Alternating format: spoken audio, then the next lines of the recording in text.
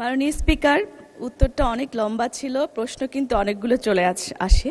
যদি আপনি অনুমতি প্রদান করেন আমি 3টি প্রশ্ন করতে পারি, না হয় একটি করছি। একটি করুন দয়া করে, তাহলে জি, জি। অন্য মাননীয় সংসদ সদস্য সুযোগ পাবেন। মাননীয় স্পিকার, মাননীয় মন্ত্রী লিভিং ওয়েজ বেসডের কথা বলেছেন, মজুরি নির্ধারণের কথা বলেছেন মিনিমাম ওয়েজ বেসড কর্তৃক প্রাপ্য মজুরির কথা। মাননীয় স্পিকার, আমি যতদূর জানি এই প্রাপ্যতা শুধু রেডিমেড গার্মেন্টসের ক্ষেত্রে, অন্যান্য ক্ষেত্রে এই প্রাপ্যতা আরও অনেক কম।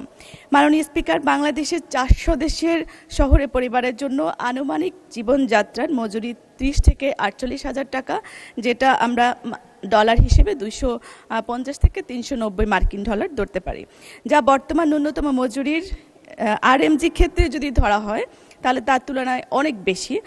মাননীয় স্পিকার, আয় ব্যয়ের এই দূরবর্তী ব্যবধানকে সামঞ্জস্যপূর্ণ করার জন্য কোনো পরিকল্পনা রহিয়াছে কি? মাননীয় প্রতিমন্ত্রী। ধন্যবাদ মাননীয় সদস্য। মাননীয় প্রতিমন্ত্রী। মাননীয় স্পিকার, আপনাকে ধন্যবাদ। মাননীয় সংসদ সদস্যকে আবারও ধন্যবাদ।